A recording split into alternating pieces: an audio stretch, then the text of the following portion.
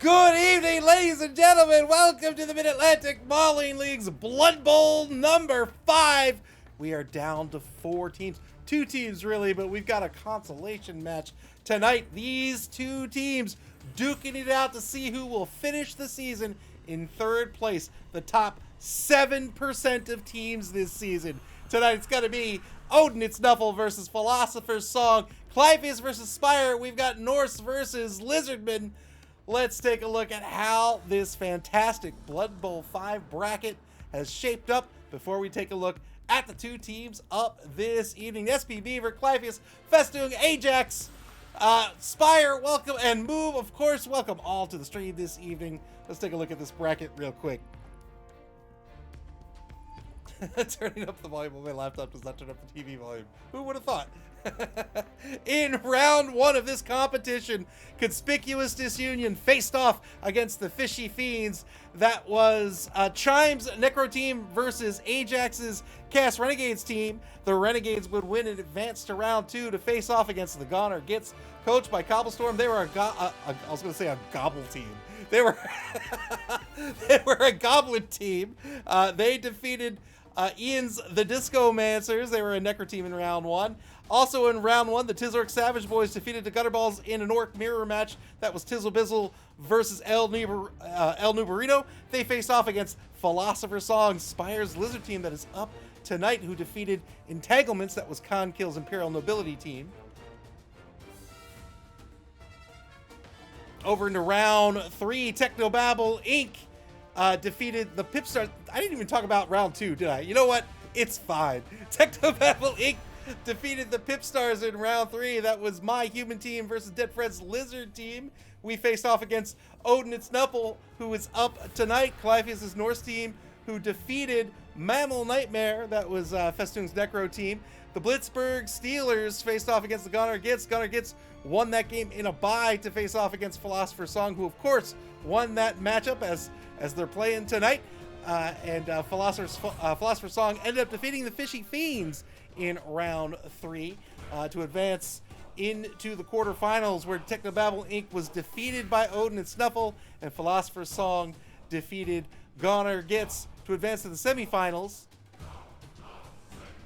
And in the semifinals, the number 1 seed, the Believe Broncos, coached by BB Nut, a Nurgle team, they faced off against Odin and Snuffle and won. And the number 2 seed, the NC Snakes, Moob's Dark Elf team, defeated Philosopher's Song. We are going to have the Believe Broncos and the Snakes in a championship match for the 4th time this season, this time for all the marbles. But tonight, these 2 teams who lost in the semifinals will be duking it out to finish in 3rd place for the season. This is the only time in the season that we have a consolation match for 3rd place because it is so important. It's season rankings here. Both coaches have been playing all season long, trying their very best, making it all the way to the top 4. And now they're going to play one more match to see just how far they can climb this ladder this season. Up tonight for the home team is Odin, it's Nuffle. They've got 14 on the roster, 2 Ulfs, 2 Valkyries, 2 Beer Boars, and a whole bunch of drunk linemen. That's going to bring their team value to 1,400,000 gold. They've got an Oppo, a cheerleader, hooray, 4 dedicated fans, and 3 rerolls. They're going to be up against Philosopher's Song this evening, the away team. 13 players on this roster with the Crocs, all 6 Sauruses, a Chameleon Skink, and a handful of regular Skinks. 1 Oppo, 5 dedicated fans, 3 rerolls brings their team value at the end of the season here to a whopping 1,710,000 gold. That's going to be 310,000 gold in petty cash going to the Norse team tonight. I won my 18th place match. Going to the Norse team tonight. How are these 2 teams going to play? Let's talk about the Norse team first, because I think we're going to need to spend a little more time here on the Norse team than the Lizard team. The Norse team tonight, of course, they've got to manage those Skinks, but I think they're going to need to keep their linemen alive as well. We'll talk about why in just a minute. And they keeping the linemen alive and going after the Skinks with this MA9 Valkyrie, or really with anybody with tackle that can be either of these 2 linemen. Probably not, because those Skinks are going to be pretty far away from the line, and these linemen really don't want to rush due to being drunkards. The number 1 Ulf Werner has tackle as well, and Mighty Blow, a great pick to go after a skink with strength 4, frenzy, block, Mighty Blow, and tackle. But they need to keep the linemen on the pitch. Why is that? Well, that's because I think the game plan for Philosopher's Song tonight, again, obviously, they've got to keep the skinks alive. The skinks are the ball carriers. The opponent will be hunting the skinks, as every team does against a lizard team. But I think the job tonight here with these Sauruses is to attrite the linemen of the Norse team. 6 Sauruses, all with a strength of 4. 4 have block, 3 have guard, 2 have Mighty Blow. They're up against linemen that are AV 8+. Mighty Blow is going to make that a 7+. If these Sauruses can remove those linemen early enough, now you have Sauruses that can reposition and they can move with the ball. If those Sauruses can move with your skinks, that's it. I think the game is in the bag for you. You've got these really, really strong, these strength 4 pieces with block, Mighty Blow, guard. You've got the Crocs as well. That is how they're going to win tonight. They've got Plato, the sneaky get dirty player as well, to try to remove some players. Their job is the Bashy team tonight. The Norse team, right? So this is why I said they need to keep their linemen alive. They need to keep these linemen alive for as long as possible to keep those Sauruses out of the drive for as long as possible. And honestly, as fate would have it, I think the way they do that tonight is by controlling the pitch. Clypheus is a known pitch control coach. That is the way he likes to play the strategic game. He likes to carve out a section of the pitch, keep it for himself, and says, you're not getting in here. He's shaking that up a bit here in the Blood Bowl. Really kind of had to against some of these teams he's gone against. But I think tonight he's got to solidify a section of the pitch, keep players safe. That's how he's going to keep his linemen and his more important pieces safe tonight. Those Valkyries and those Ulfs who are going to be doing are going to be on skink duty tonight, trying to remove those skinks. If he can get the skinks off the pitch while still keeping 7 players, 8 players, 9 players on the pitch, he stands a really good chance of winning this game. But once he starts to lose, 7's too low. But once he starts to lose those linemen, and now the Valkyries are exposed, the Ulf Werner is exposed, those Sauruses can start to move, and now they can start to beat up on your Valkyries. They can beat up on the Beer Boar if given an opportunistic chance to do so. That's where I think the game's going to collapse tonight. So we'll see if Clypheus can play into his natural strength here as a pitch control coach, keep players alive long enough to get after the skinks, get them off the pitch. They can win tonight. Otherwise, I think it's going to the Lizards. But we'll see here in just a minute. Mr. Rocker Crocker, welcome to the stream this evening.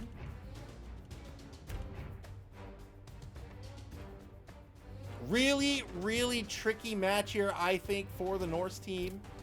Again, the Lizard team, they're really the bashy team here in tonight's matchup, in my opinion. Despite the Norse having lots of block, despite the Norse having a number of players with frenzy, right? Those are bashy skills.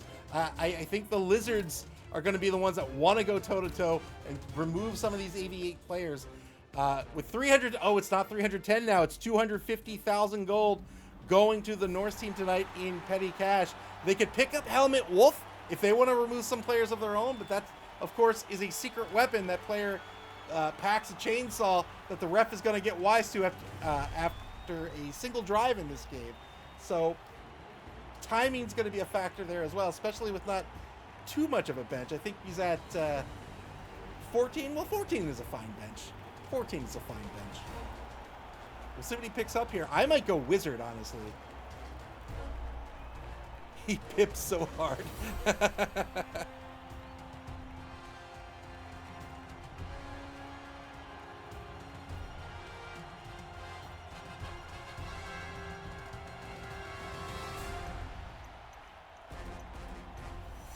Anyone hear the story of Pips Pippi the Wise? A 55 stream streak for Spire. Thank you very, very much. I appreciate it. Going with Zug, it looks like. Mighty Zug with a strength of 5 has a Mighty Blow +1 and the block skill. Zug and a coach will be the pick for Clypheus in their final game of the season. There's no player stats, unfortunately. Here's the coin toss.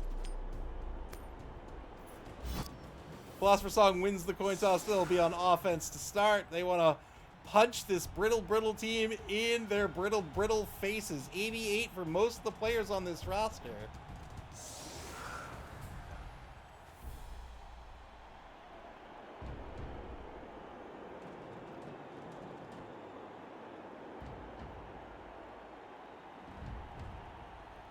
A number of Lizard teams this season. Actually, I do want to see the stats on Lizards.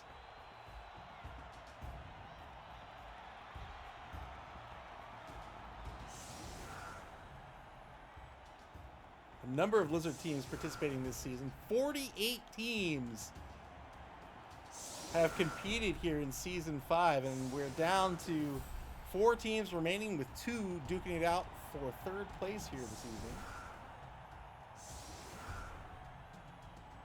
Hank the Ranger, welcome to the stream. Hank the Ranger says MAML bot's greater than Nightbot. Nightbot is a jerk. Nightbot is a jerk. Smasher225 with the sub. Thank you very much. Welcome to the stream. Thank you for your kindness. I appreciate it.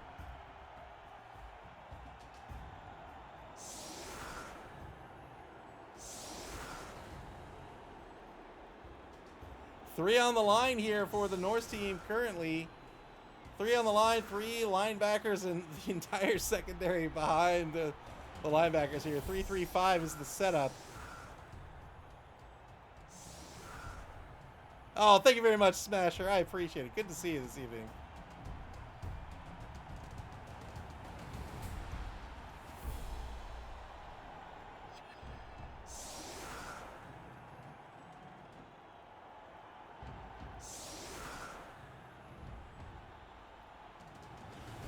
All right, the defense set up their 1 beer bore here. The safety back with the 2 Valkyries.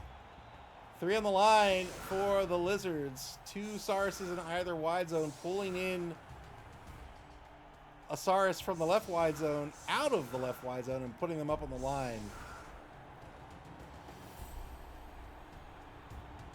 Oh, thank you very much, Smasher. I appreciate it. Good luck in your raid.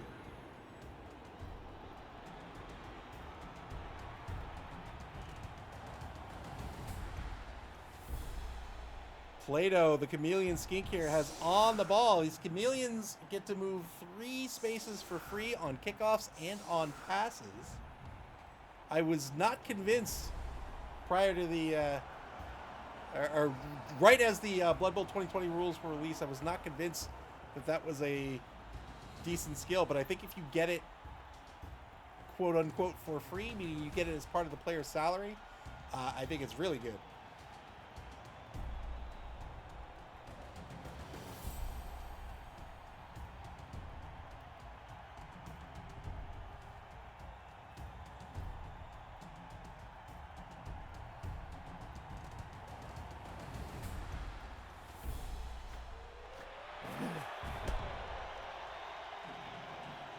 Here's the kick on the ball will be used here. Plato, the number 8 chameleon skink, gets 3 spaces to move. Could move right next to this ball, but there will be a bounce. Deciding not to pull back too far. Cheering fans means we've got moles under the pitch. Holy smokes. Moles under the pitch. A -1 to rushes. Be careful out there. Praise Nuffle. 2-die block to get this consolation match started. Armal's going to be pushed off the line here. He's the right defensive end. Ball kicked to the 18-yard line, just outside the right wide zone. And now a 2-die block against the number 11 rookie lineman. He's the left defensive end. He's going to get pushed aside here as well.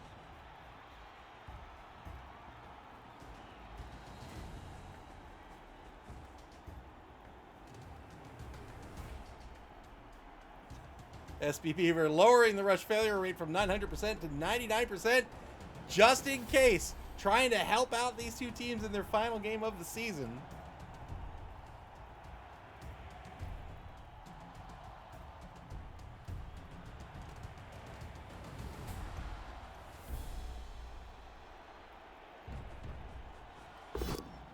2-die blitz on the left side of the line here. Gets the knockdown against Canterbury. 7+ is going to break armor here. This is the kicker for the Norse team.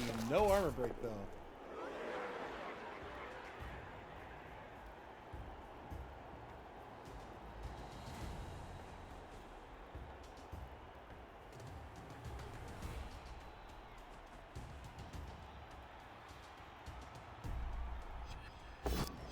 SP Beaver says, so for the drunks on the pitch, it's a 4+ to rush. It is a 4+ to rush. Croxes? Bruce the Crocs goes boneheaded here on turn 1. Loses his tackle zones, loses his action.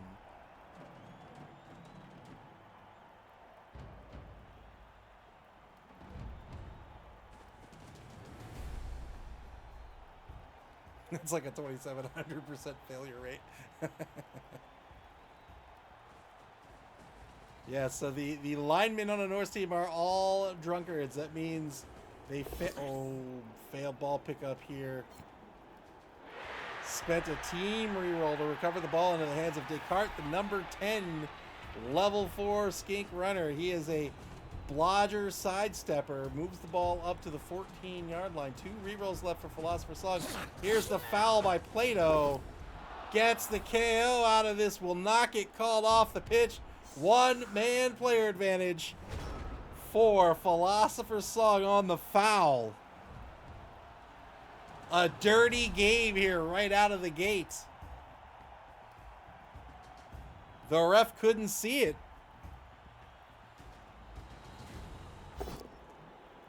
2-die block by the Mighty Zug. Strength 5, Mighty Blow +1, and the block skill. Oh!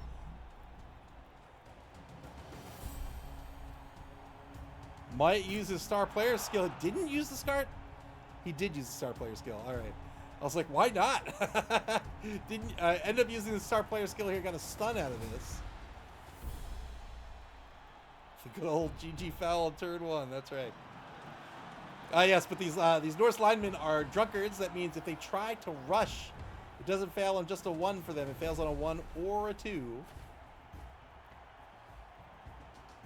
There's a mark against Aristotle, the rookie skink over in the right wide zone on the Lizard 12-yard line. Going after Plato. Just gets a push out of this.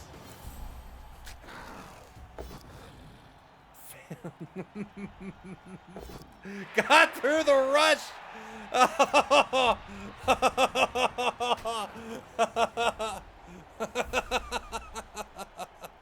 Had to rush there on the follow-up blitz. A frenzy requires you to follow up on a push and take another block. Great for rolling dice, bad for positioning. When you blitz, each blitz, or your blitz, I should say, that block that you take requires a point of movement. So a blitz is basically a block and a movement action all rolled up into one, except that your block costs a point of movement. So when you blitz, if you run out of movement, but you still can rush, you can still take your block. You have to rush for it. When you have frenzy, you have to follow up. And if you don't have the movement points but can rush, you must rush. With the moles under the pitch, that rush is a 3+ rather than a 2+. Failed that rush roll, re-rolled the team die, and the team re-roll die, and succeeded that rush to keep the drive alive. 2 re-rolls left for both teams. 2-die block against Schlegel. Francia, the level 4 Valkyrie, on the block. Her partner, her strength 4 Edge 2 partner, was fired just before this game, and a rookie was hired. That Valkyrie was injured, so was no use to this team anymore.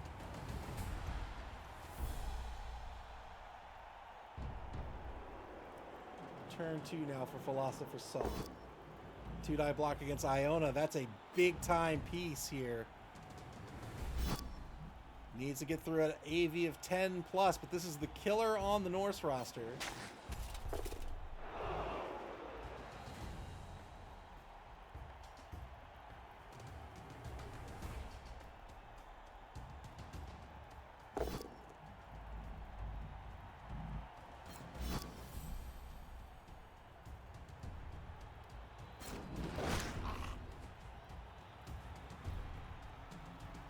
Where did Plato go? Plato, where'd you go, my man? Plato! There he is. 2-die against Lozier, another push here. Wittgenstein on the block. This is the number 3 rookie Saurus, so no skills on this Saurus.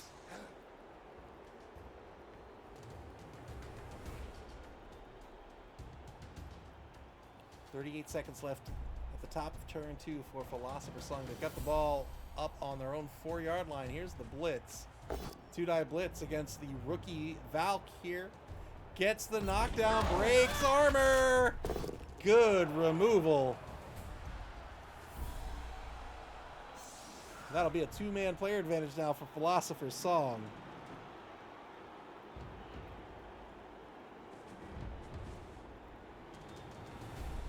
Valkyrie's very important pieces on the roster, in my opinion. One of them has been leveled up quite a bit. So seems to also be the opinion of Clypheus. But that was the rookie Valk, so she's off the pitch, at least for now. She's KO'd over on the sideline. At the beginning of every drive, every player that's knocked out rolls a D6 on a 4+. They immediately go into the reserve box and can be set up for that drive. Otherwise, they're going to remain knocked out, and they'll have to roll that knockout die again at the beginning of a future drive.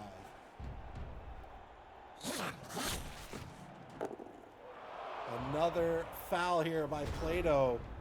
Gets a stun on the killer. Killer pretty well tied up here by the Saurus's Aristotle out of the game. That is the end of Aristotle's season. 1-man player advantage now for Philosopher's Song. That is 1 skink down. 1 down, 4 to go. A reroll spent here on double skulls will be a push into a frenzy follow-up. Gets the knockdown, no armor break. 1 reroll left for Odin and Nuffle. Moobs said I had to take the dog for a walk. How many blitz kickoff events did I miss? I think the Ranger says 14 of them. 14 before round 2, or before turn 2.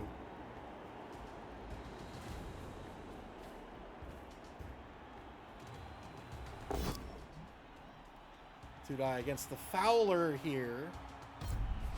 Gets a both standing result out of this. Both players with the block skill.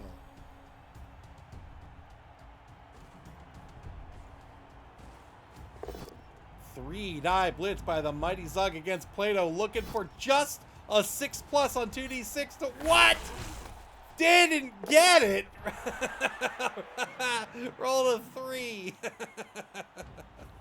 The beer bore on the foul. Another 3.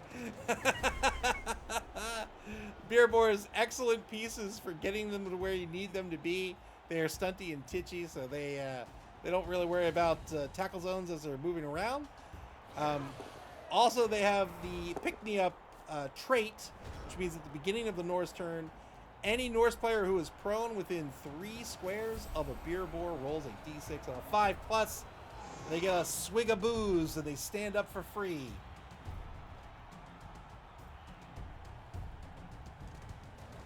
Turn 3 now for Philosopher's Song.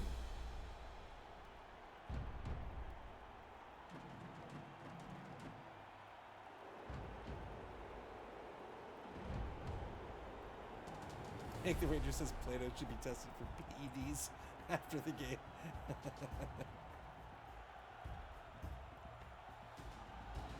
Iron Cynic, welcome to the stream. Iron Cynic says, so frustrating being unable to break a 6. Yeah, it's a little frustrating for sure.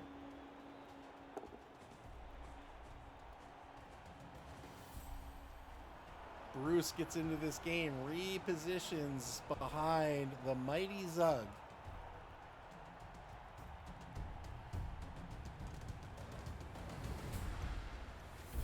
A lane is open. May as well get the Telestrator of Doom working. A lane is open right here.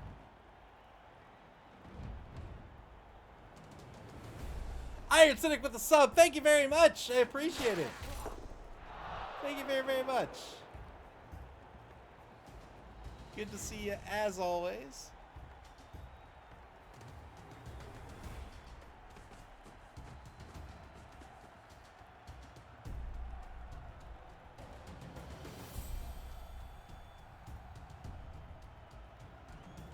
"30 seconds on the clock here for Philosopher's Song. And there's the ball carrier moving down that lane. They're now on the opposing 8-yard line. Final game of the season for both of these teams. That means they'll pull out all the stops. No longer are they worried about whether players are going to be healthy for the next game or not. It's just about winning this game.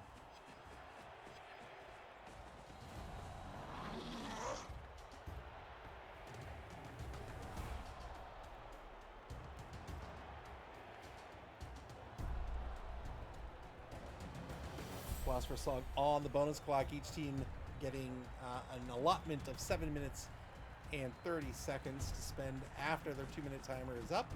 And they get that for the entire duration of the game. 2-die blitz against Francia. Got just pushes out of this. Re-rolled, hunting for that knockdown. It's going to have to be a wrestle down, unfortunately. So Hegel's going to get knocked to the ground. There's no armor break on either of these players. There's no turnover thanks to Wrestle on the Valkyrie. With the Valkyrie, the reason Wrestle's on that Valkyrie is so she doesn't have to eat that armor break. AV8 with Mighty Blow, that's pretty brittle. 2-die block will be a POW that's camped over in the right wide zone. Bottom of turn 3 here for Odin and Nuffle. The ball is behind the team, with the Lizards controlling center pitch.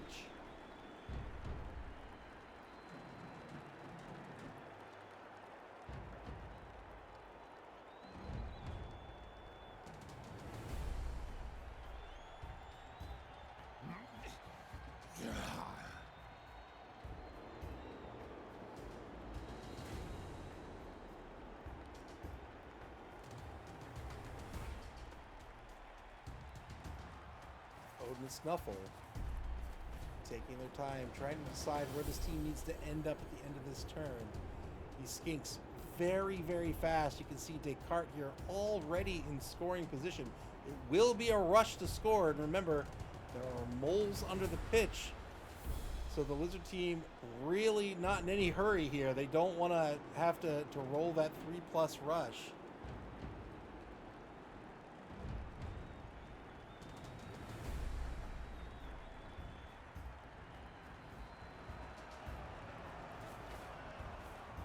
One more point of movement spent here for the number 11 Norse lineman.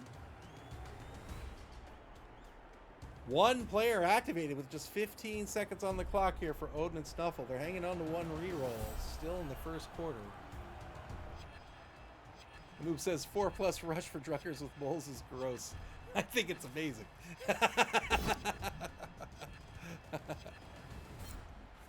One die blitz by Iona into a frenzy follow-up. Gets the knockdown. No armor break. Still has a point of movement left with the Ulfwerener. And we'll move that Ulf across the line of scrimmage. And Mighty Zug fails the loner roll. That is it for Odin and Nuffle. They're out of rerolls. Mighty Zug skulls out.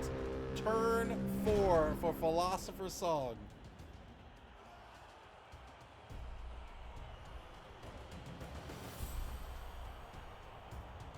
Mighty Zug, a star player there.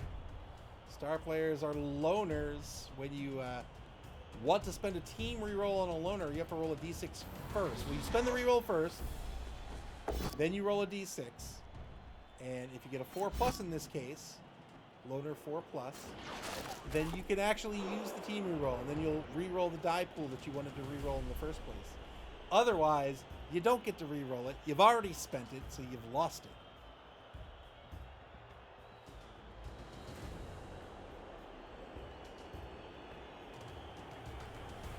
Blitz against Lozier. It resulted in a knockdown. Ball carrier just moves forward a space. Is on the opposing 10-yard line right now. In the game of Blood Bowl, the yard markers here are from the line of scrimmage toward the end zone. So if you're accustomed to American football, that's it's backward. So these are all marked in groups of twos. Each one of these squares is 2 yards. So this line to this line, that's 2 yards, all the way up to here, which is 24 yards. Into the end zone would be 26 yards for a total of 52 yards on the pitch.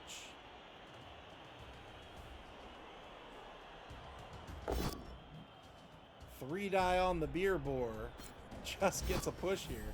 Iceland explored by Garter the Speed. He's going to stay on his feet. Shapestone, welcome to the stream. Pips fears no mortal indeed.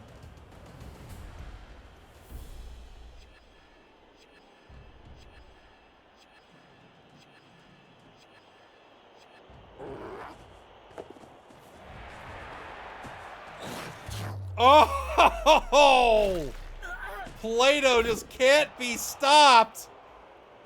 And now the second Valkyrie might be eliminated from this game. No! The Apothecary earns his keep. And she'll stay in the game. She is off the pitch. The ref saw that. I mean, you couldn't not see that with the Apothecary coming out to save the life of Francia. And Plato has been called off the pitch. So now a one-man player advantage for Philosopher's Song. Final turn of the first quarter. That medic was a rat. Oh! Whoa! Mighty Zug! Back-to-back Apothecaries. Oh! Spire, you're heartless!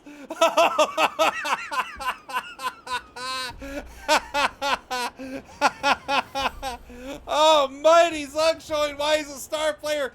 Killed the big guy, the Crocs. The Apothecary came out and said, listen, I can save his life, but he won't be the same. And Spire said, no, kill him. Kill him, Doc.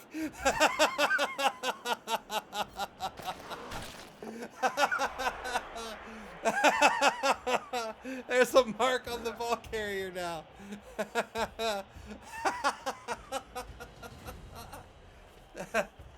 What do you want me to do? He'll never see again, but I can keep him alive. No, just pull the plug. 3-die Frenzy follow-up against Socrates here will be a knockdown. No armor break.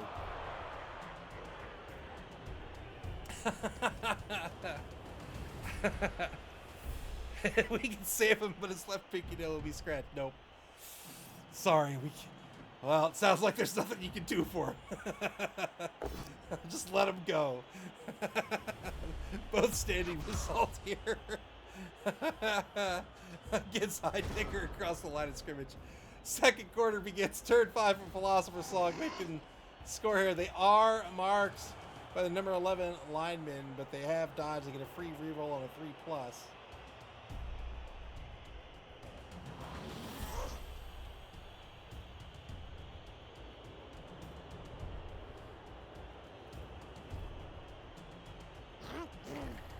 Just killed the man. He's like, look, just get him off the pitch. We got a game to play.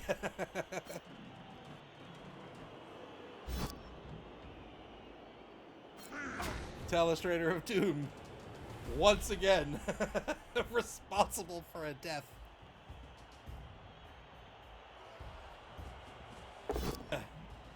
Two-die blitz here against the number 11 Norse lineman. This will be a knockdown. 7+ breaks armor. Oh, again, no armor break here. 7+, easy to break, but just not getting the dice.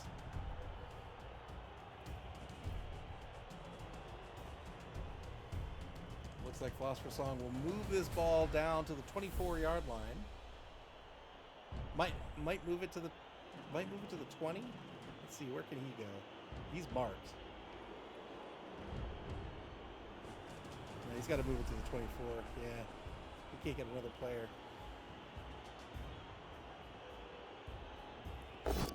So now the skink on the sideline, not unsafe thanks to sidestep.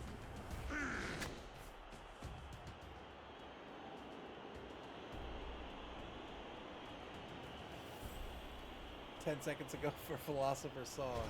That'll be the end of the turn. Turn 5 now for Odin and Nuffle. It'll be their first turn here in the second quarter of the game. They're going to get a pal on Socrates.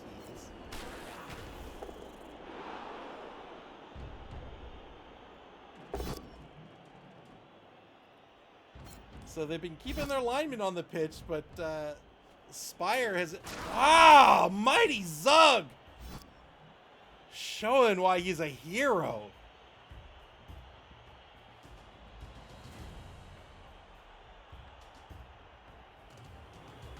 +1 here with Crushing Blow.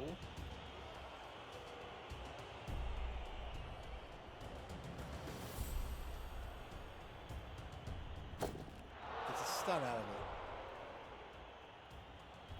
it. SB Beaver says, "I want to see the beer boar block someone down and injure them." I've never seen that animation. Yeah, I don't know what they do.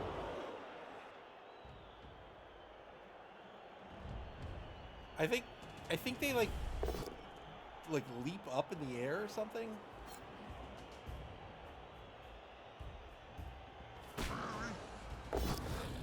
Frenzy follow-up against Hume will be a pal. 9+, there it is.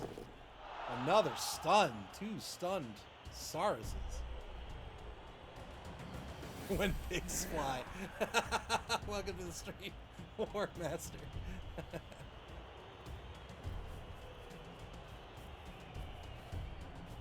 Gonna desperately try to force this score here and maybe have a few turns to get on the board themselves. Take a mark against Schlegel. The killer. He'll be the threat for next turn. Wow! Good removal by the beer boar. Another skink removed on the KO.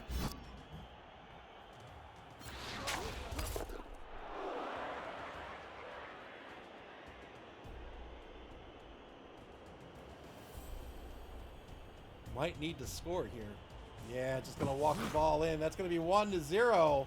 Philosopher's Song takes the lead in this game. Well done. Odin Nuffle's gonna have 3 turns here to get on the board. If they end the half 1-1, they'll be on offense to start the second half of the game. They're gonna get back their KO'd Valkyrie. Very lucky for Odin and Nuffle. A skink's gonna come onto the pitch for Philosopher's Song. Very lucky for them as well. That's gonna bring them up to 3 skinks here on defense.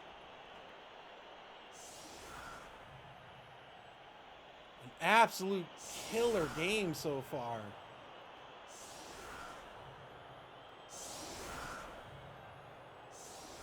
I think 9v11, is that right? 5, absolutely. So 2-man player advantage here for Odin, it's Nuffle.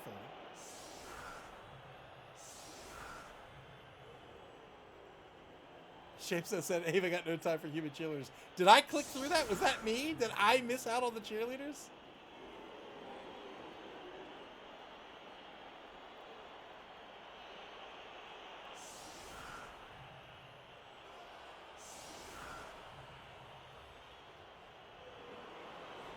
Box formation for the defense, giving up the both wide zones.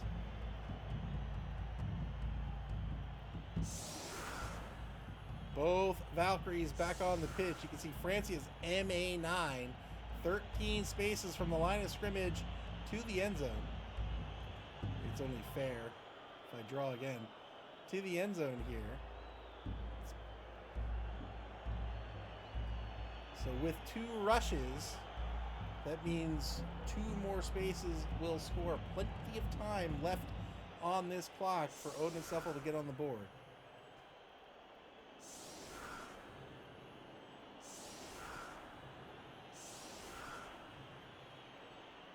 Eight on the line for the Norsemen. Two in either wide zone. The killer over on the right. He'll be going after Socrates on the blitz.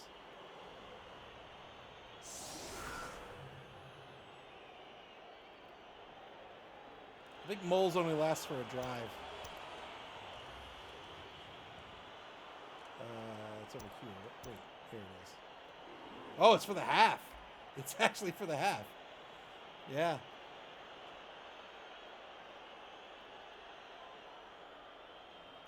So the moles are indeed still out there. Rushes will be a -1 for everyone. Midland kick on the pitch invasion. Who's getting beat up? Wow. Wow. The fans. Wow.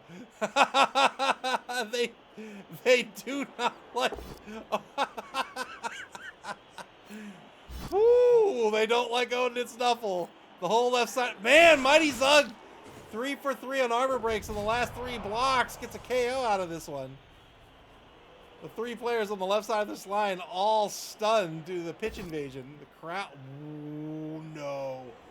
Oh, no. Double skulls.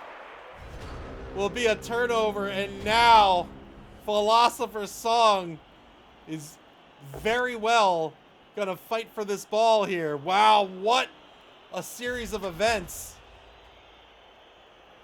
The whole left side of that line collapsing due to the pitch invasion.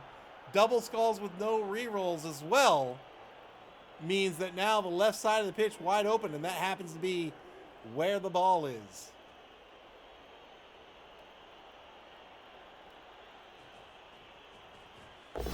Two-die blitz against Fold. This will be a push. Hegel on the block.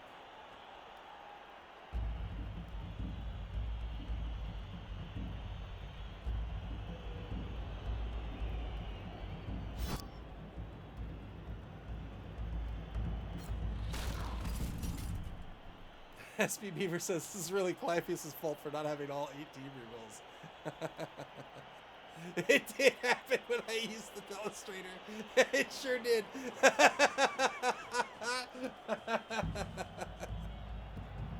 Here come the lizards. This one's on me, Clypeus. I'm sorry. I apologize. Getting as far as he can here with Nietzsche's dead again without having to do these scary, scary rushes.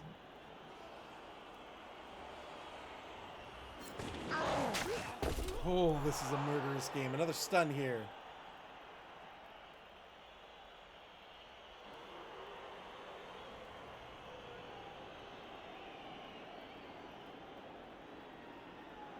"13 seconds on the clock for Philosopher's Song."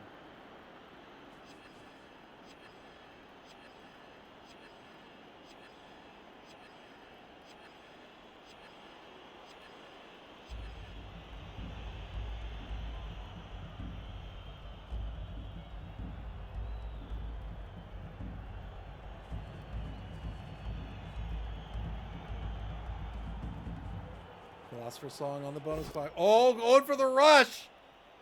Fails this rush. Will he spend the team reroll? He will. That did not work. I think chat got the math right. That's 2,700%. That's the failure rate there. Wordmaster says I've been dangerous with an Etch-a-Sketch. Do not give me a death note. Because clearly, clearly it would work. Oh, another skink bites the dust.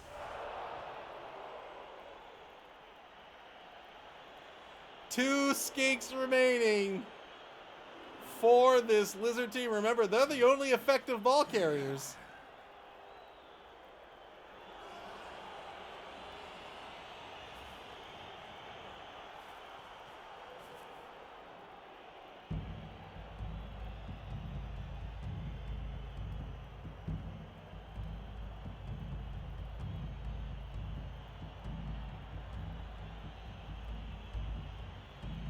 Shavestone lowering the rush failure rate from 900% to 99%. These teams desperately need it.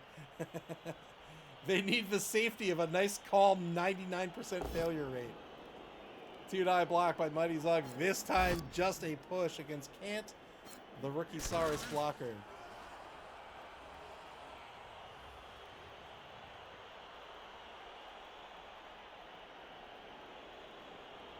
SP Beaver says, I hear skinks are optional. No, they should be fine so long as they have a croc. Oh. Oh.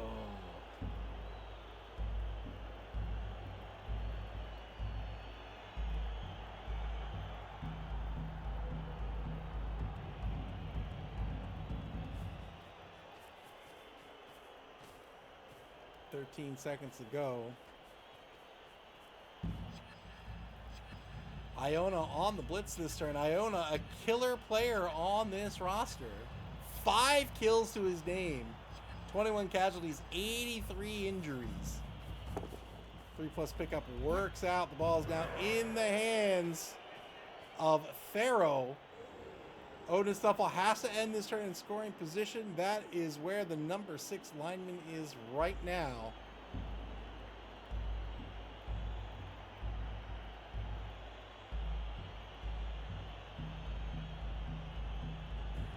Odin Stuffle back on the bonus clock. 6:03 on that clock with 2 turns remaining in the half. Good dodge by Francis. She's going to be another scoring threat here. 1, 2, 3, 4, 5, 6, 7, 8, 9. Svold will get a knockdown against number 4. Turn 8 for Philosopher's Song.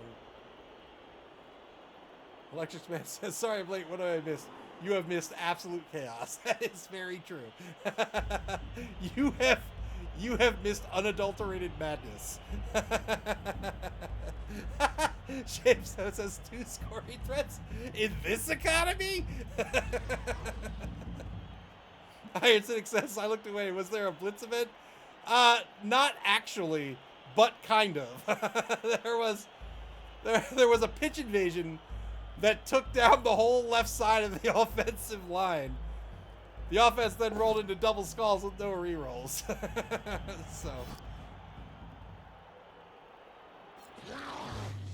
Another removed player in this bloodbath here this evening. You mean the pitch isn't naturally red? It's not. It turns out it's not.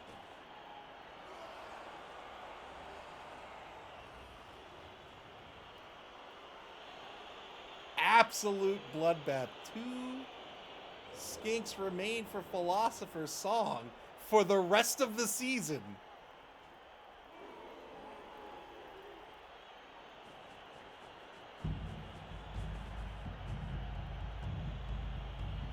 SB Beaver says, I have a feeling these coaches are happy this is the last game for the teams. It's brutal.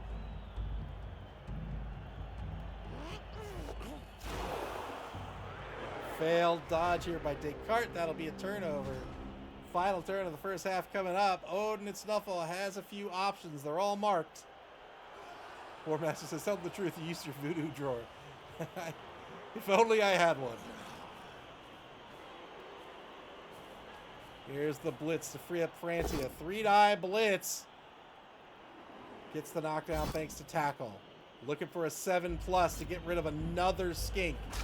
Can't get rid of the skink, but at least can get in on the handoff. 1, 2, 3, 4, 5, 6, 7, 8, 9. He doesn't want to run. So I don't think he wants to blitz Francia. Whoa! Oh, I thought he didn't declare the handoff. Not going to matter anyway. Francia not able to collect this ball. 0-1 the score at the end of the half. Odin and Snuffle will be on offense to start the second half. They're going to have a significant player advantage here. Not just a player advantage. Oh, wow. The Crocs will not come back onto the pitch. It will be 7 versus 11 to start the second half of this game with just 2 skinks left for the Lizards.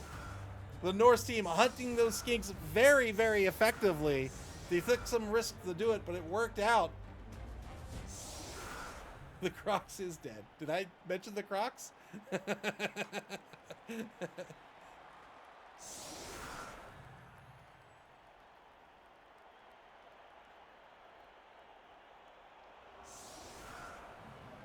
Eight on the line for the offense.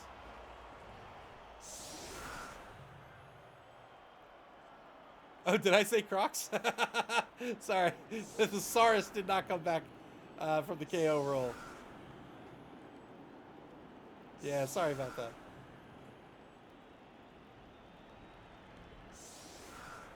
Four-man player advantage here for Odin and Snuffle to start the second half of this game. They're going to be looking to do two things here in this drive.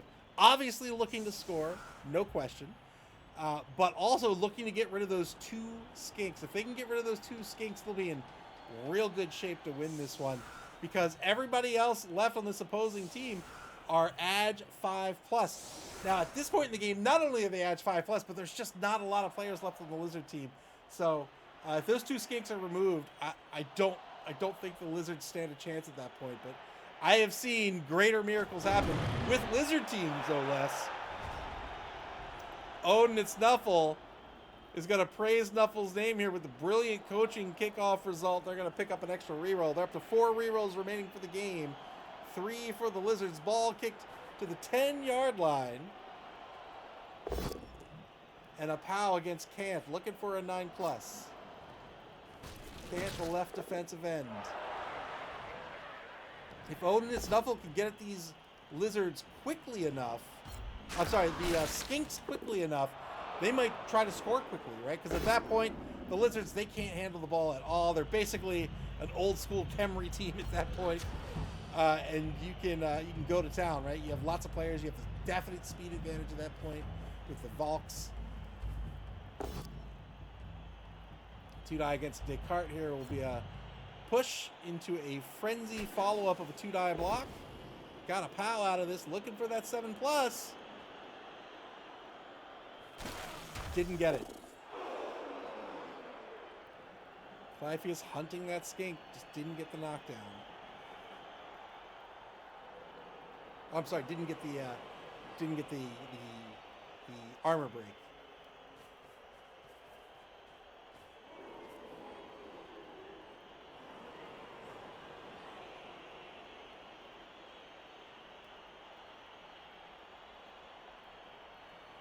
Wouldn't you know it, the top 4 teams are, by league points, also made it to the top 4 here in the Blood Bowl. Odin and Snuffle ranked number 4. Philosopher's Song ranked number 3 with similar records this season. 24-4-8 for Philosopher's Song, 25-8 for Odin, it's Nuffle. Iron Cynic says quick score is the way. 10 seconds to go here for Odin and Snuffle. 5 minutes, 43 seconds on the bonus clock.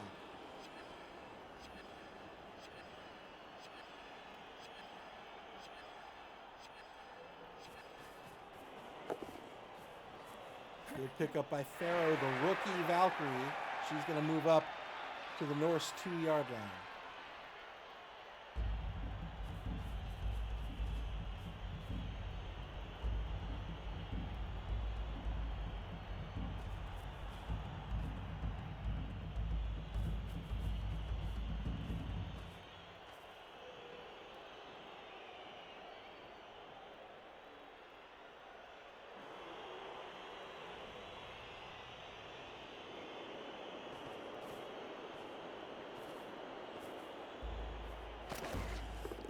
A foul by the beer boar. The ref's going to have none of that.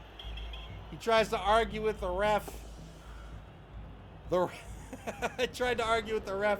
The ref's like, look, man, this is your final game of the season. You're playing for 3rd place in the entire league. I'm going to have none of it. Not only is the beer boar called off the pitch, but Clypheus ejected from the game as well. Will no longer be able to argue calls with the ref, and we'll get a -1 to the brilliant coaching kickoff event. Turn 9 for Philosopher's Song. War Master says, with the rush rate 900%, the Telestrator is unbeatable.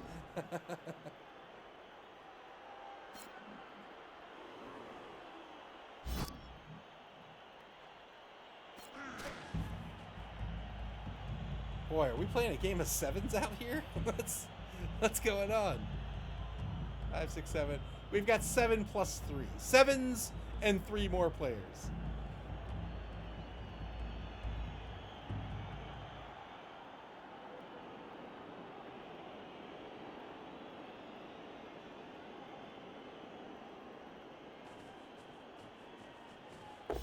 Blitz against the number 6. Norse lineman gets the knockdown here. What's a 7 plus is what he's looking for. He's got it. That is another death.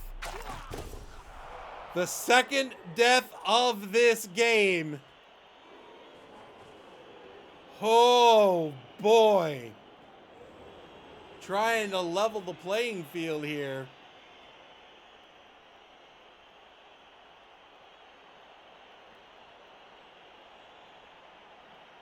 Oh, Shavestone demanding death. I think you've gotten it.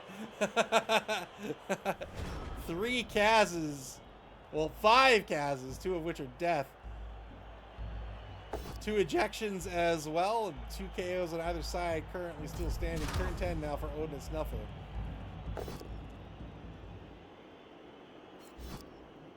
They're dying to get out of this game.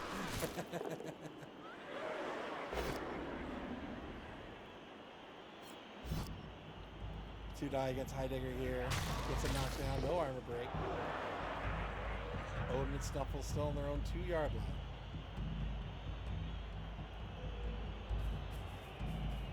Going after a skink on the blitz. So hard to keep the skink safe when they've got to play ball. Got a pal here. No armor break. When you're down so many players, you've got to use what you have left. Hank the Ranger asks, will this game go to overtime if they are tied? Yes, it will.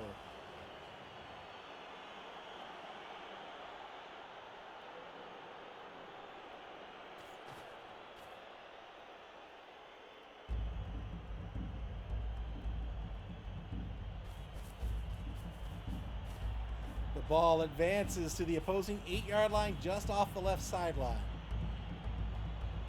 We'll call that a half gauge. Why not? A half gauge where one side is not filled in.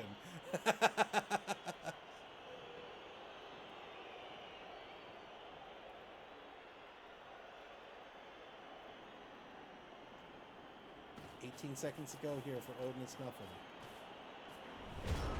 Covering the front of that of that would-be cage. Now turn 10 for Philosopher's Song.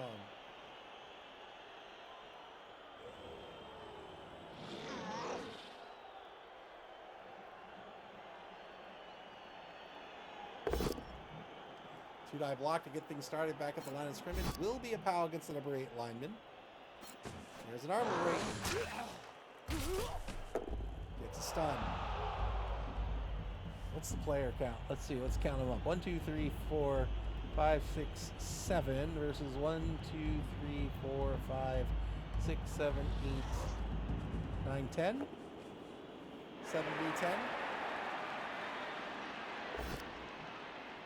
Two-die block against Iona. Gets a push out of this. VT89, welcome to the stream. VT89 asks, hello, I want to try to get back into the tabletop version of Blood Bowl. Would Blood Bowl 3, along with the tabletop rulebook, be a good learning resource? How long has it been since you've played? So, I'll tell you this. So, there's the Blood Bowl rule, the tabletop rules got updated last year. And I'm going to refer to that as... Oh, 12 months? Oh, you're fine then. Yeah. Yeah, that'd be fine. So, Blood Bowl 3 is... Yeah, Blood Bowl 3 is the second season rules. That's right. It's BB 2020. BB 2025 is third season.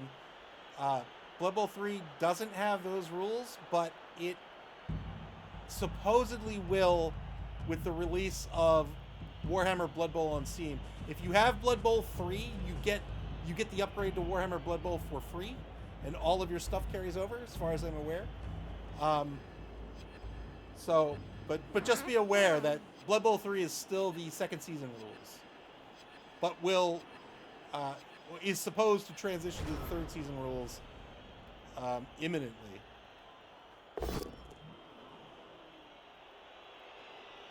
turn 11 now for Odin and Snuffle.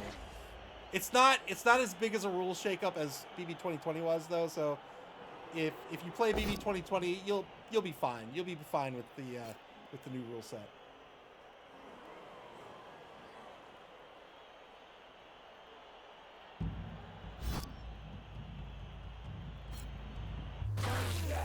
Another skink off the board. One skink remaining for Philosopher's Song. When that skink is gone, it is going to be near impossible for that lizard team to handle this ball. Socrates being knocked to the ground. 8+ will break armor.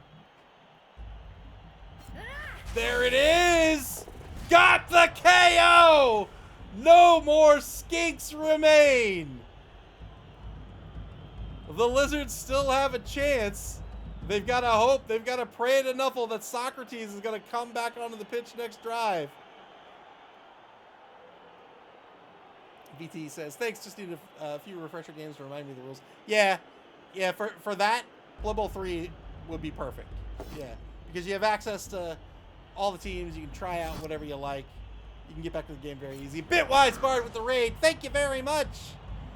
Welcome to the stream, Raiders. Welcome to our season championship consolation match. These two teams duking it out for 3rd place before our championship game next week. Warmaster says, I never thought I would see another Dino extinction event.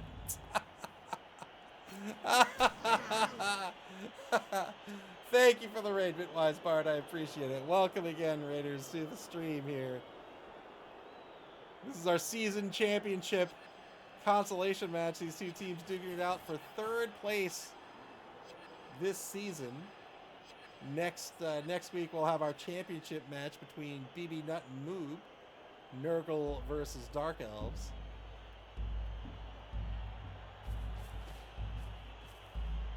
Ball carrier blitz repositions to the 8-yard line. Now a 1 die against Kant will be a skull.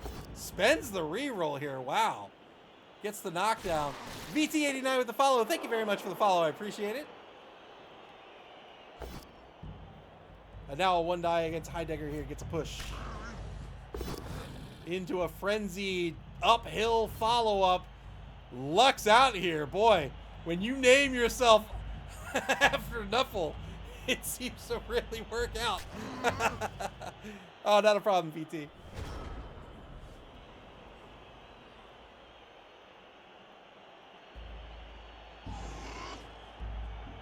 Turn 11 for Philosopher's Song. Philosopher's Song. Down to 5 players on the pitch. Here's the blitz. 2-die blitz against the level 4 Valkyrie. Spends a reroll. Gets the knockdown thanks to tackle. Looking for a 7+ here. We'll follow up and mark the ball. No, stays put. Got the removal. That's very good.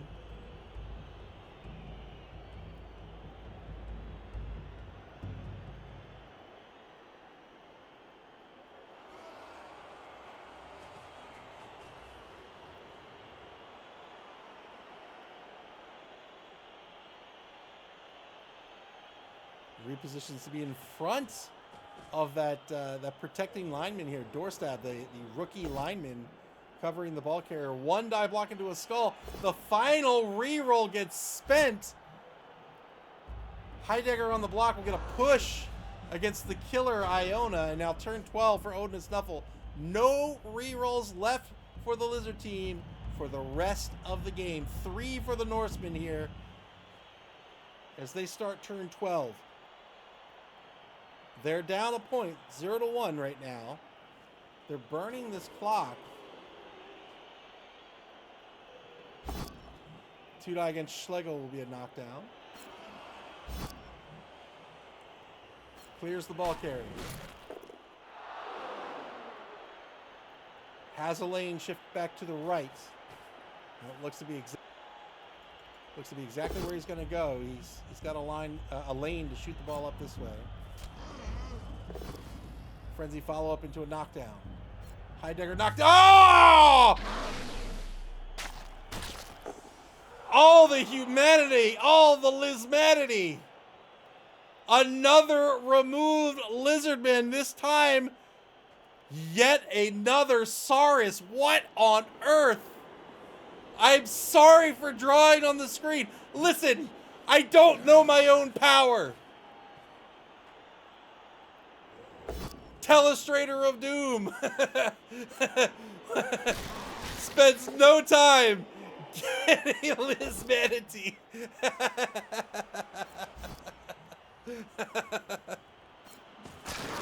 Another armor break. Whoa!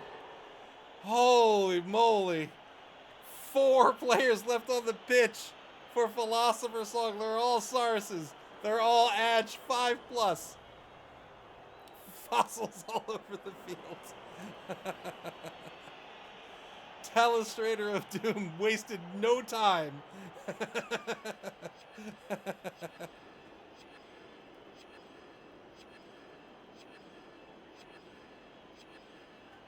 Four minutes, 19 seconds on the bonus pack for Owen and Nuffle.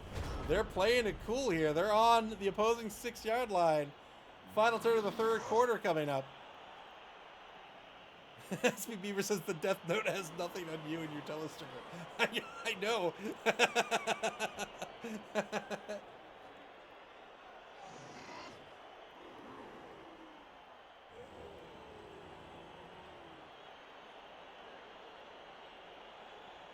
Electric Man says still needs 2 scores. Well, yes, but if he gets a score by the end of the half, we'll go to overtime. Look, man, we cleared up. First of all, listen, listen. If you have the audacity to pass a 5+ dodge, how dare you rush? Rushes fail 1 in 6. That is 900%. That is just math. Rushes failed 900% of the time. 2-9 blitz against Schlegel. Gets a push into a 2-9 frenzy follow-up. Another push here.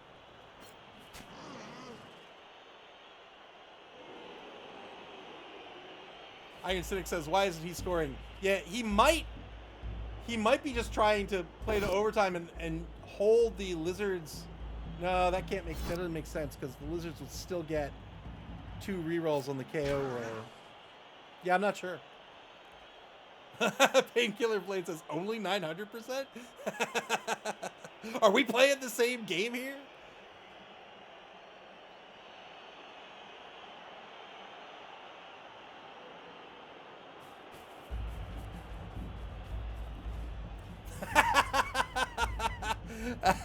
Painkiller Blade says I fail 80 out of 4 rushes.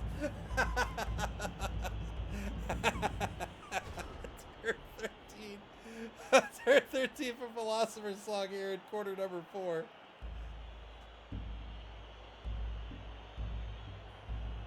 This reminds me of the sad moment in Jurassic Park where the volcano kills the Brontosaurus.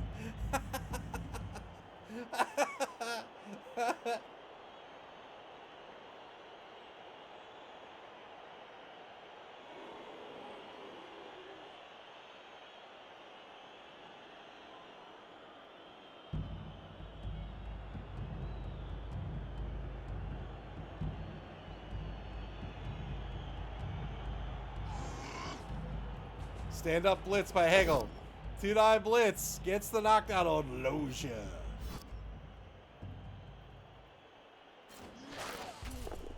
No armor break here.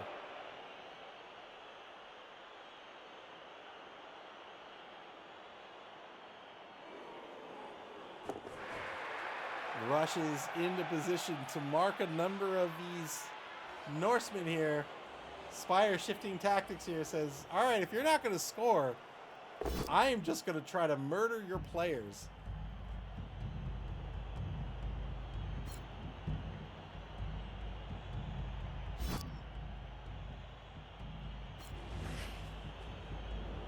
A push by Schlegel. Turn 14 for Odin and Nuffle.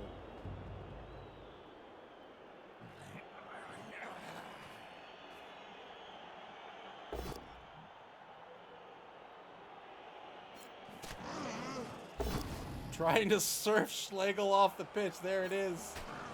There it is. 3 lizards remain.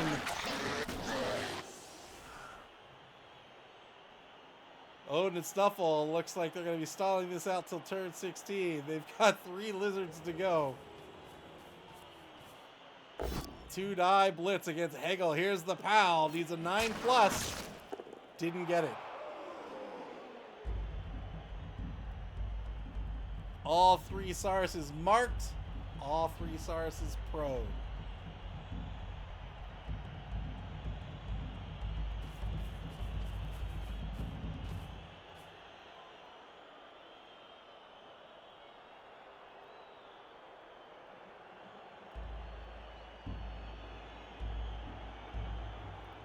Under a minute to play here for Odin and Snuffle. Mighty Zug. Repositions, still marks Kant at midfield. Going for the foul!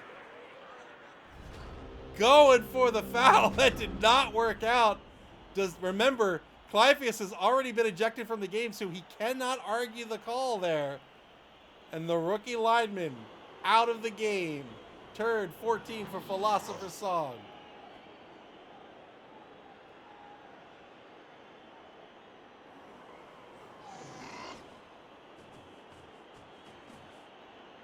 No blitz declared.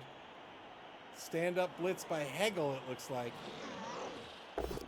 2-die uphill blitz. That's going to be a both standing result.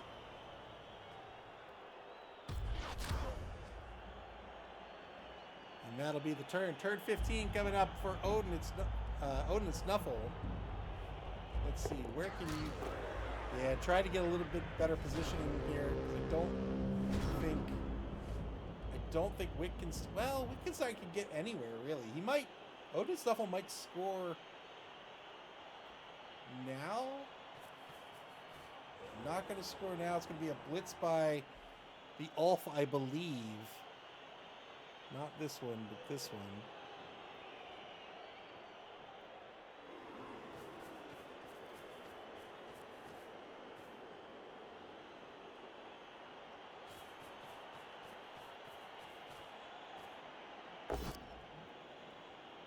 Two-die against Kant will be a push. War Master says that's how evolution works. The beer monkeys wipe out the dinosaur. The dinosaurs. Two-die blitz here against Kant. We'll get a knockdown. Looking for... Come on. Looking for an armor break. Got the armor break. Just stun here. That's because this big metal ring... Look, I don't know who allowed this big metal ring to be here on the pitch. But that's just dangerous. That's just too dangerous for a game like Blood Bowl. Turn 15 for Philosopher's Song.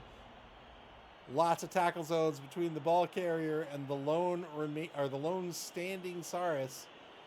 Rookie Saurus Wittgenstein doesn't have the block skill. Hegel does, but can't get at the ball carrier.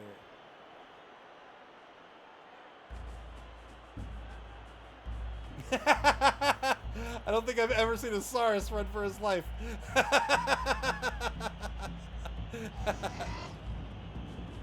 Two-die blitz by Hegel. Got the pal here. Needs a 7+.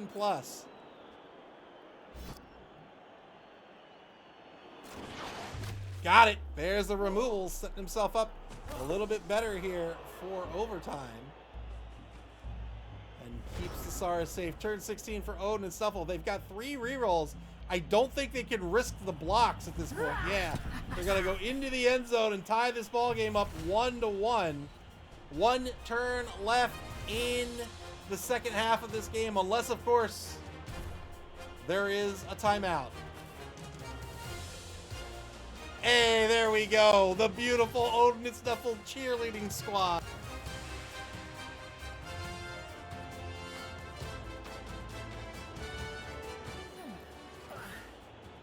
The Valkyrie returns for Odin and Snuffle. Hey, there we go. Now you've got some players to play with.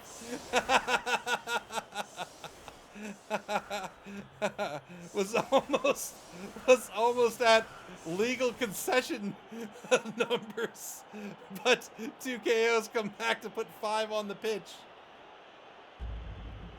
5-man player advantage for Odin and Snuffle. Boy, what did I say in the pregame? I said the Lizard team was the bashing team in this matchup. Got that call right, huh?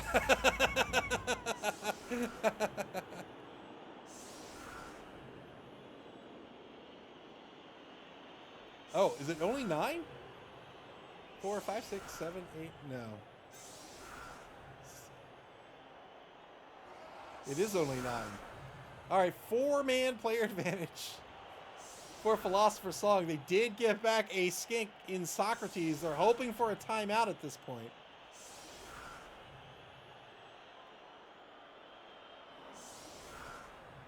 Socrates, the only effective ball carrier remaining on this team.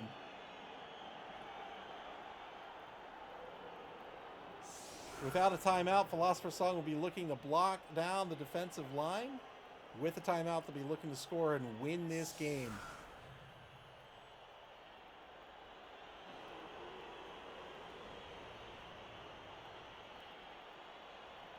Here's the kick.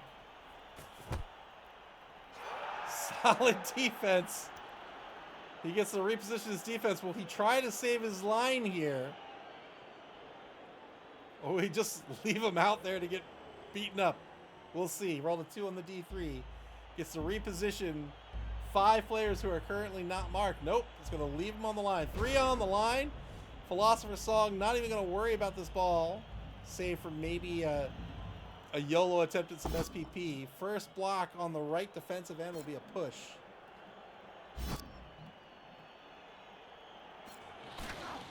Saving the... Oh, I thought he was saving Hegel for Mighty Zug. Gets the armor... Yes, sir! That's another removed Norseman. 2 die against the number 13 lineman. Looking for an 8+ here as well. Didn't get it. But now has a 2 die against Mighty Zug. It's just a push. Pass this ball. I want to see Osiris catch this ball.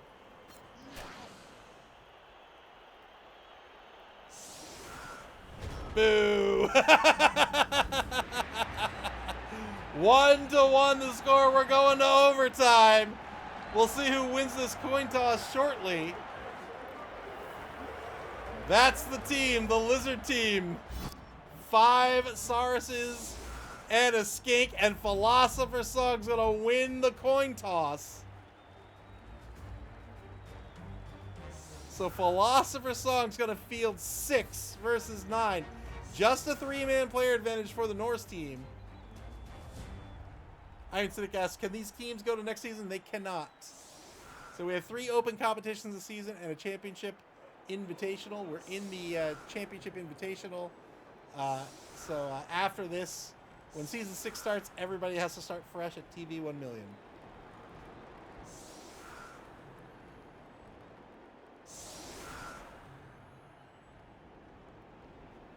Eight more turns here. This is not sudden death. If the game is still tied after turn 24, this goes to kicks, which is effectively a roll-off.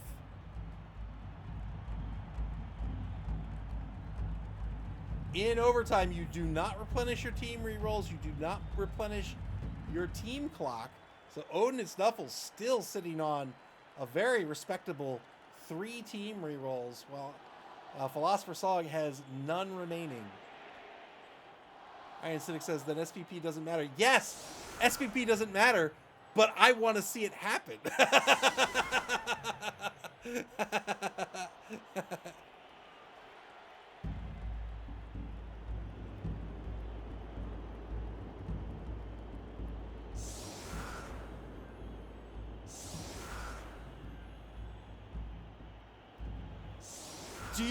Do you as a skink, as a professional Blood Bowl player, do you want to go home to your kids and say you didn't try to earn as many star player points as you could?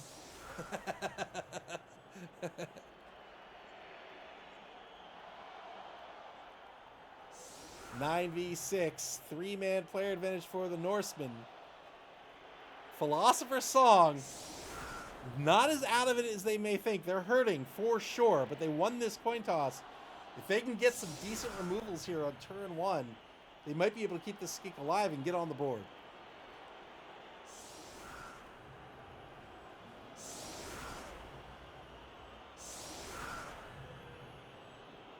Philosopher's Song, the number 3 seeded team in terms of league points.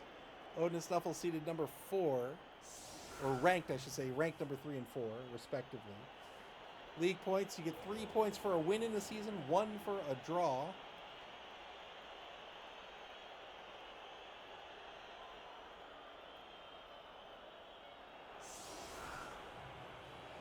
Iron Silk says, surprising lack of guard in this Norse team. Now that I think about it, yeah, a lot of SVP went into these Valkyries here, one of which was injured since this is the last game of the season for this team. That one got fired, but I think they were both level 6. Cliffy says, I can't remember, is it sudden death? No, you play the whole overtime. It is not sudden death. Another solid defense, but this time it is a 3 on the D3, so 6 players can reposition. There's only 4 to reposition. I think Odin and Nuffle might stay where they are, but we'll see.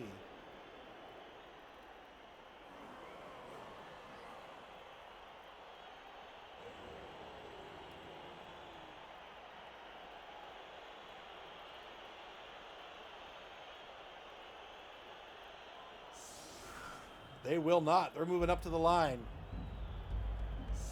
Canterbury moves up to the left side of the defensive line, as does Pharaoh, the rookie Valk. Both Valks now in that left wide zone.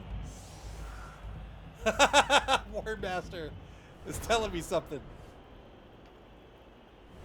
Warmaster, what could you be telling me? What could it be? Turn 17 for Philosopher's Song now. Ball kicked to the 20-yard line just outside the left wide zone.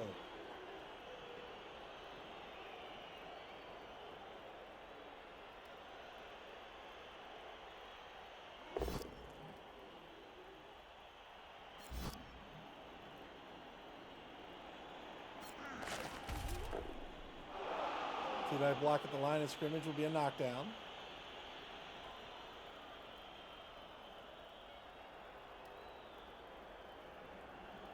Calliope is a former league champion, was the season 2 champion with, was it Chaos Dwarves? I think it might have been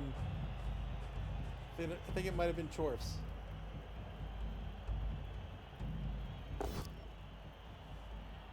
Two-die block over in the left wide zone here. 7+ to break armor on Pharaoh. There's the armor break. Gets a stun. No removal.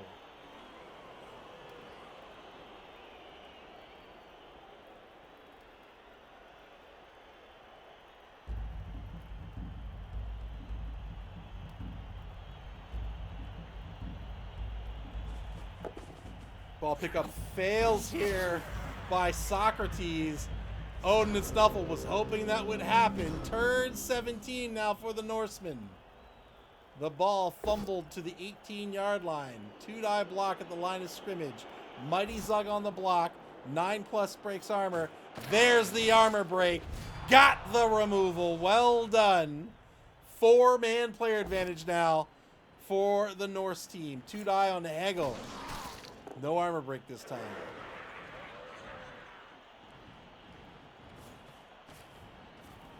Looking grim now for the Lizards as their offensive line gets split apart.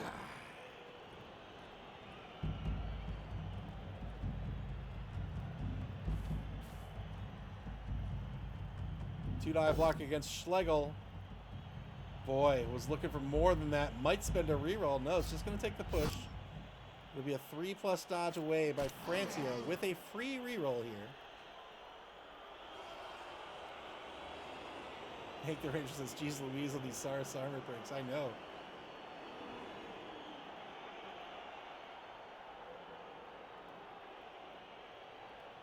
$50 seconds on the clock. There's the dodge. Rush blitz. Two-die blitz against Socrates. This works out due to tackle. Needs an 8+.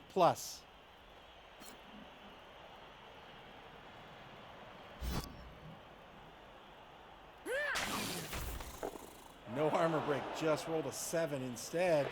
Rushes to pick the ball up. Well done. Odin, it's Nuffle. Was hoping that ball pickup would fail. They put both Valkyries on the line. And now they've recovered the ball with no one to get at the ball save for Socrates.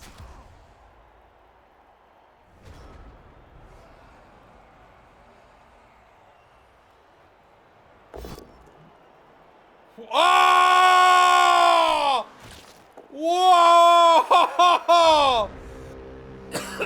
Double skulls on turn 18. Odin, it's Nuffle, will park this ball on the 24. They'll kick this all the way out.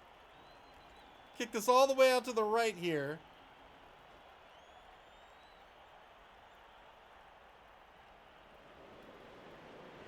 Double skulls for the null turn on turn 18 for Philosopher's Song. Odin and Nuffle, yep, parking the ball on the 24-yard line over in the right wide zone. They can stall this for at least one turn. Still plenty of rerolls. The other Valkyrie's going to come into position here to try to get another block here on Socrates before the scoring attempt. If Socrates can be armor broken, then there'll be no scoring attempt.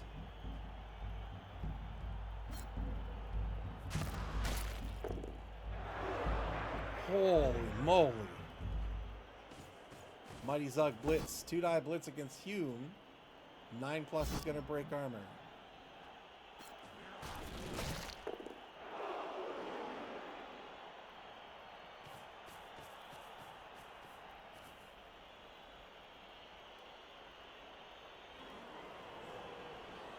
Seconds to go.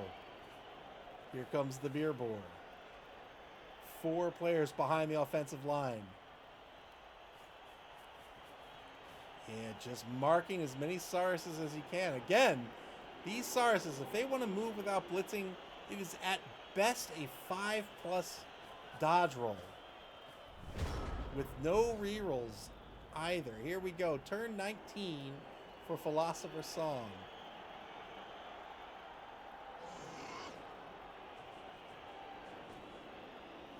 Stand up blitz.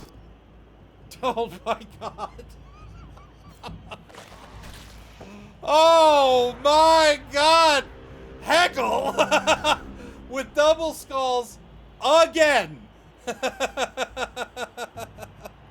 Oh boy.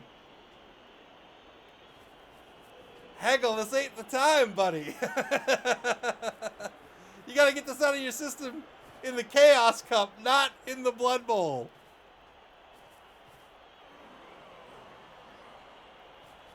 SB Beaver says maybe Spire needs new dice. Hank the Ranger says, I may be back next season. Oh, that's great. I'm trying to change the meta. Could be glorious, it could be awful. Only playing the games will determine that. I look forward to it. That'd be great. 2-die block into a frenzy follow-up into 4 total push dice here.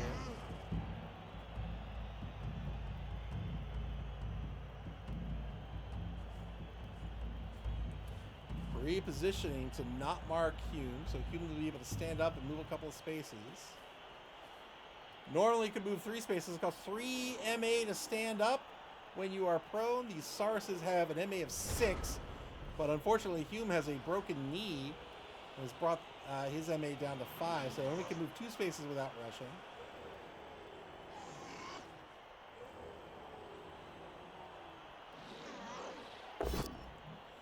Two-die gets number 13. Gets a knockdown here. Can he please break armor? Nope.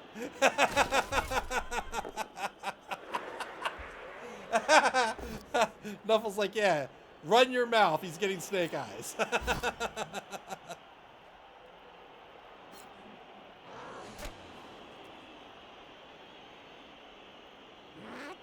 Dodge attempt here, fails the dodge by Socrates, but he stays alive.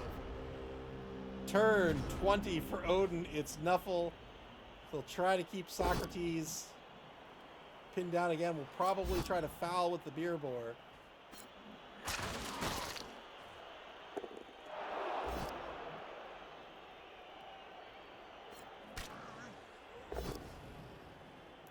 Schlegel will be knocked down, looking for a 9+. Oh, got a stun out of it.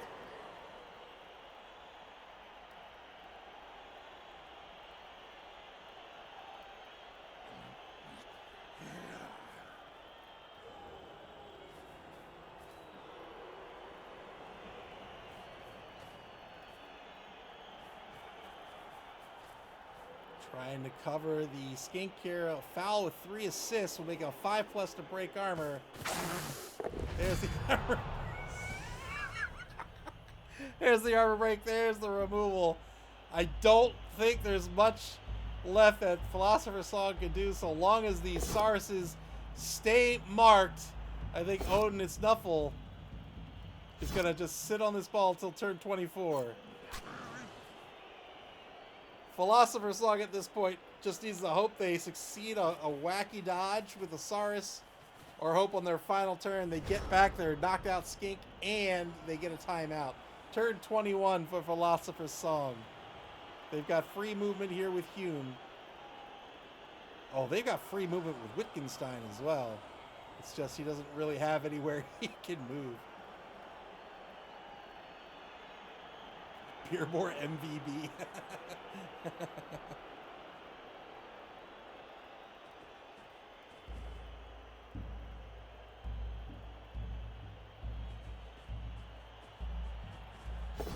Two-die blitz against Canterbury. Gets the knockdown. Can he get an 8+? Why would he get an 8+? That's ridiculous.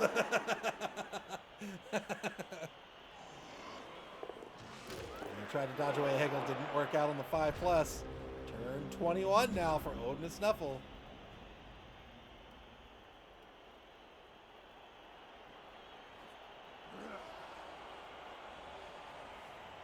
So this contingent down here will almost certainly move back into play here.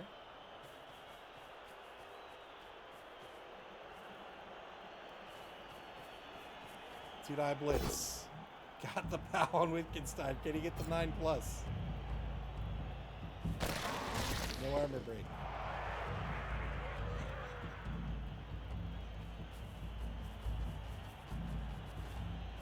Francia dancing back and forth, moves back over in the right wide zone on the 24-yard line.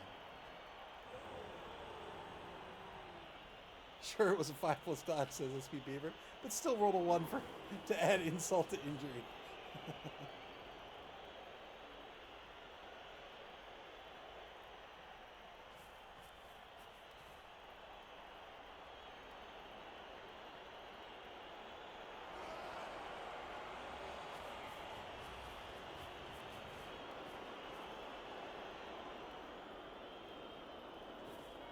Yeah, just closing up the field here, giving the Sarses nowhere to go for 3 turns. Turn 22 now for Philosopher's Song.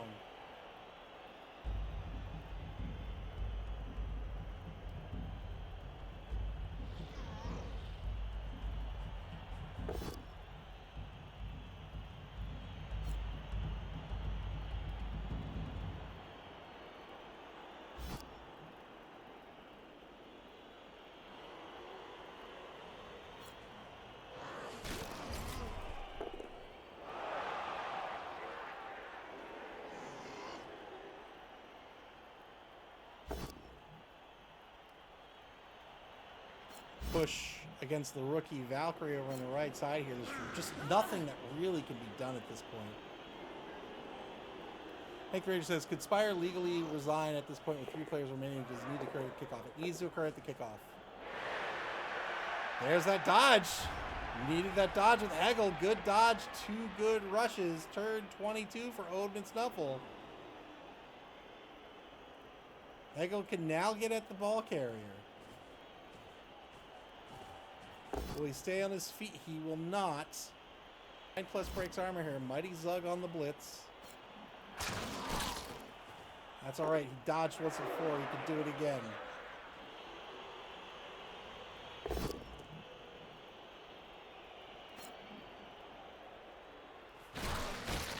Yeah, it has to be when you're setting up for a drive.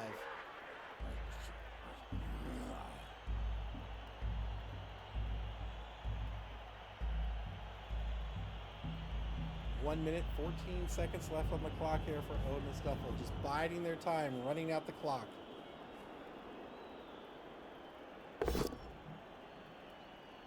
Rolling dice against Schlegel. They get a push here.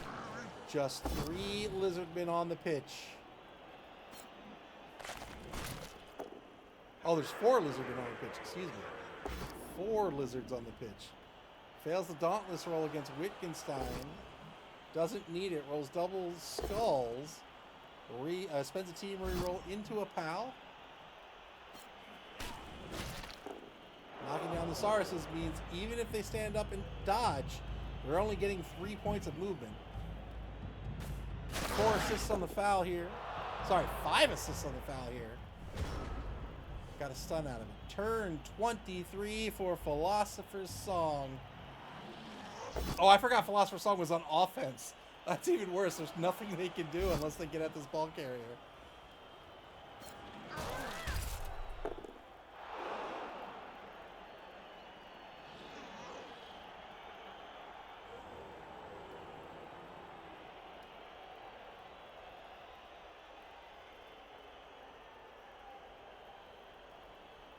We should be able to donate bits to give a player a wizard or team roll. Turn 23 for Odin and Nuffle. Penultimate turn of the season for this team. And unless their computer shuts down, they're going to finish the season in 3rd place. Very respectable. 3rd out of 48 here in Season 5.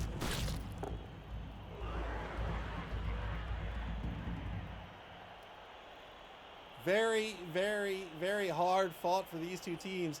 Philosopher's Song finished the Dungeon Bowl as the Division C champions that qualified them for the Blood Bowl here in round 1. They fought their way all the way up from round 1, round 2, round 3, the quarterfinals, the semifinals, and now here in the consolation match. A well-deserved 4th place finish this season for Spire.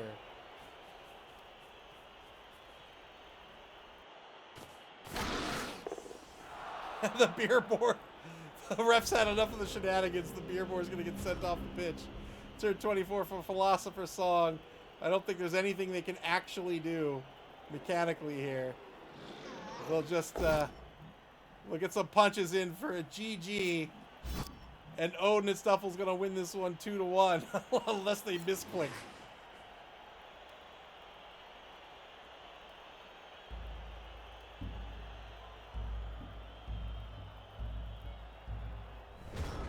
That's the end of the turn. Turn 24 for Odin and Nuffle. They walk it in and win this one.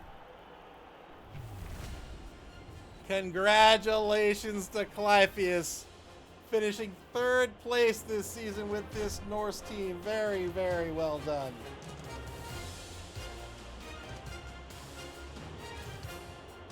Hank the Ranger says I'm rooting for Moon versus BB.4 to go to kicks because I'm a jerk. The last time we see the Odin and Nuffle cheerleading squad. Congratulations to this team on their victory here this evening, as they will go home as the 3rd best team this season. In the biggest season we've had so far in the league, they are 3rd best. Congratulations once again to Clypeus and to Spire for finishing 4th. Again, Spire with a fantastic team here. Finished the Dungeon Bowl as Division C champions, work their way all the way up from round 1 here in the Blood Bowl to make it to the semifinals, losing out to the NC Snakes, and then losing out here in the consolation match, but finishing 4th overall. Very, very well done. 1 game left this season. We are down to the top 2 teams. The Believe Broncos, coached by BB Nut, versus the NC Snakes, coached by Moob. Nurgle versus Dark Elves, respectively. These 2 teams have faced each other in the finals all season long. They faced each other in the Chaos Cup, where the Broncos won. They faced each other in the Spike Magazine Trophy, where the Broncos won. They faced each other in the Dungeon Bowl, where the Snakes won in overtime, in kicks no less.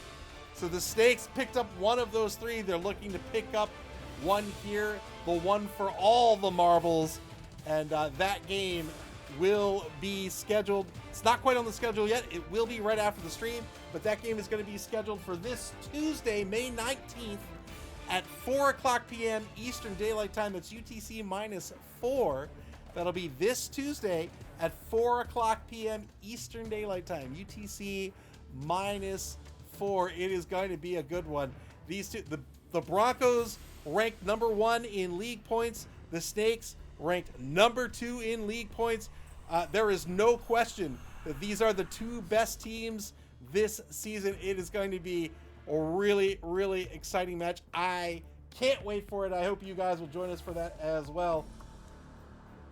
I will put that game on the schedule right after the stream ends, and when it is on the schedule, and when all games are on the schedule, you can check out and get alerted to those schedules on our website at maml.club. That's maml.club here on Twitch, or on our social media pages on Blue Sky, X, and Facebook. You can also watch previous games on our YouTube channel. And if you want to hang out with us in our Discord, I'll put a link in the channel or chat. There it is. You can come hang out in our Discord channel. You can talk shop. You can sign up for Season 6 when sign up opens. Sign-ups for Season 6 will not open until Warhammer Blood Bowl is out. But otherwise, you can check out standings and schedules. We have dedicated channels for each, and the schedule channel is in your local time zone, so you don't have to worry about doing any funky math to figure out when the game will be. Electric Span says, is the championship scheduled? The date is set. I have not put it on the schedule yet. It will be this Tuesday, May 19th at 4 o'clock p.m. Eastern Daylight Time. That is UTC -4. That will be when the game is. I'm very much looking forward to it. One more game left this season. This has been an absolutely fantastic season. Lots and lots of teams competing. It has been highly competitive, the best one yet. I mean, I think this finals is probably going to be the best finals we ever had. I'm really looking forward to it. But that'll do it for tonight. Thanks for hanging out tonight. Congratulations once again to Clypheus for finishing 3rd this season, and Spire for finishing 4th. We'll see you back here Tuesday at 4 p.m.